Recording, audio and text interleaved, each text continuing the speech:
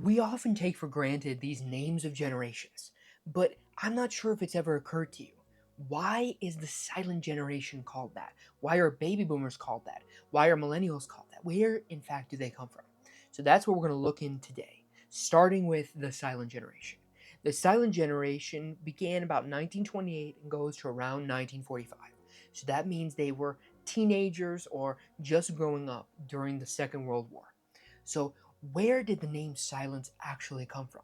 Well, it turns out that around 1951, from Time magazine, like I talked about, and it's fascinating to kind of skim through it. I didn't read the whole thing because it was several pages, but and it's on the old print too, so it's fascinating to look back like a time capsule. And as you're looking through it, you can see all of the old vernacular applied to them in a spotlight to how they're not going to take the spotlight, how they're not interested in being bold like future generations we've grown accustomed to.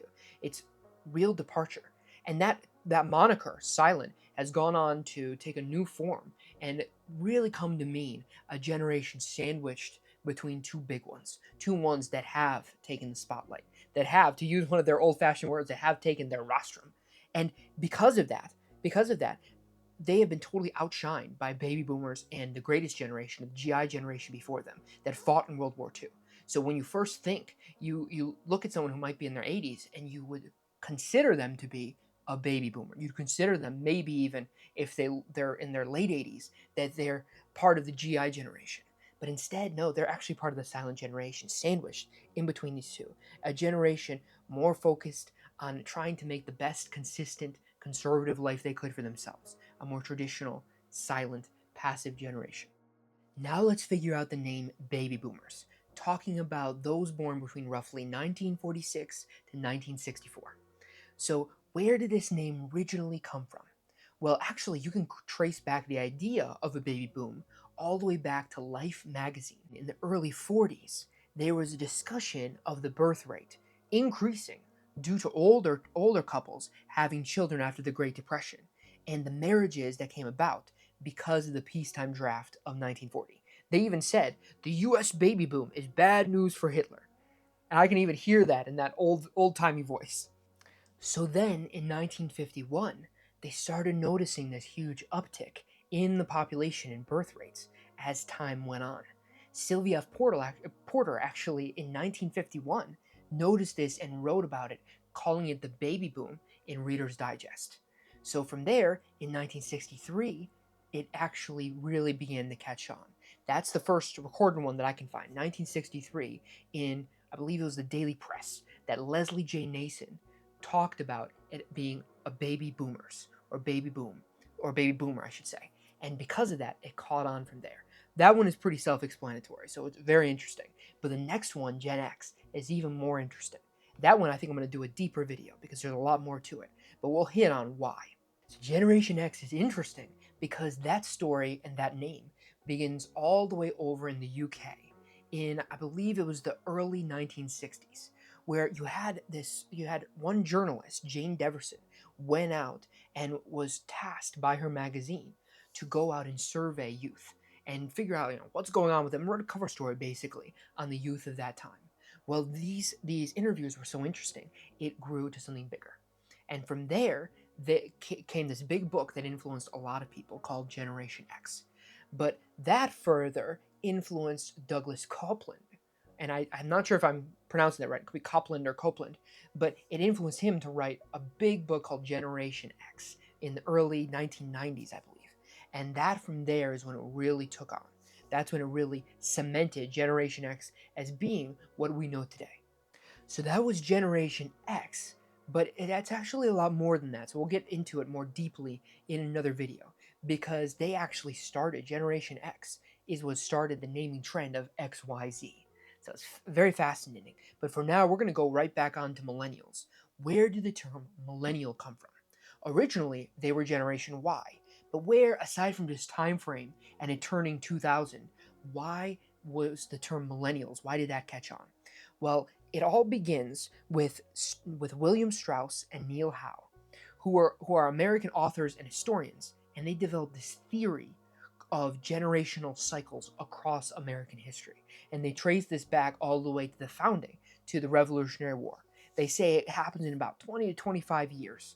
And they say that they chose millennials because their research said that this generation, who at the time were just 8 years old, would be drastically different than the one that came before.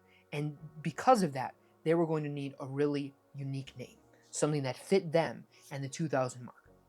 In their work, they call this the fourth turning.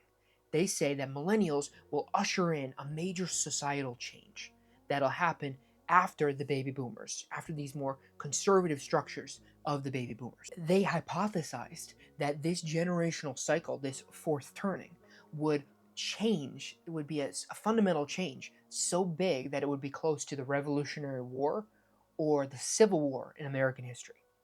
Now, while their ideas of history might not have been perfect or might not fit, or there might be different theories on and on.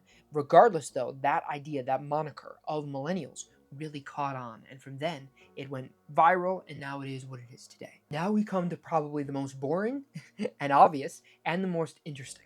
We come to Generation Z. So Generation Z follows this Gen X, Gen Y, Gen Z trail, and it just continues it on forward. But I think the more interesting question here is why? Why did Generation Z stick? Because Generation Y was what millennials were called originally, but now everyone knows them as millennials. So why is Generation Z? Why is that the moniker, the name that has stuck with us? That's the big question that I want to think about. And give your best guess in the comments, because I'm not sure if anyone really has a firm idea. But personally, I think one big reason is because Generation Z is the last. I think among our generation, we have this feeling that we're the last generation before technology, before this big change, or we're on the cusp of this big change. Like all of history ended with us. And I don't mean that in a kind of egotistical way, or in a selfish way, like we're the best or we're the number one.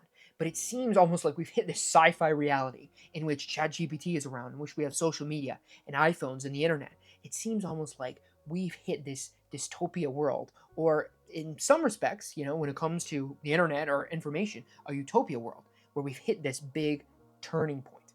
That when you even look at millennials, they seem to be in this old world where they didn't have the internet, or they just barely began it. They didn't grow up with it like we did. And this idea of the end of history comes from Francis Fukuyama, who hypothesized that maybe we hit the end of history, he said. That with the fall of the Soviet Union in the 90s, late 80s, that with that fall came also maybe a realization that we've hit the end of this back and forth ideological divide. And now the liberal democracies, capitalism and all, will now become the number one, and everyone recognizes that that's the best system. Now, whether that's something that resonates with you or doesn't, or you disagree or agree with that, still that concept of being the end of history, I think, has really impacted our culture and made our generation, who came right at the time that this became a very interesting idea, around the late 90s, early 2000s area, so came our generation. So along with this idea of end of history came Generation Z, the end of the alphabet. In my opinion, that's why I think it's resonated so deeply, because we also seem in our heads like we're an afterthought. Like a lot of this technology came about without much regard to us and how it would affect future generations and us in particular. And it leaves us being at the end, and also in some ways at the beginning of something new and hopefully something better. So those were the origins of the different names of every generation and what they mean and where they come from. Hopefully you've learned something from this, or at least this is a cool factoid that you can tell your friends of where Generation X, for instance, or even Gen Z, where that actually comes from.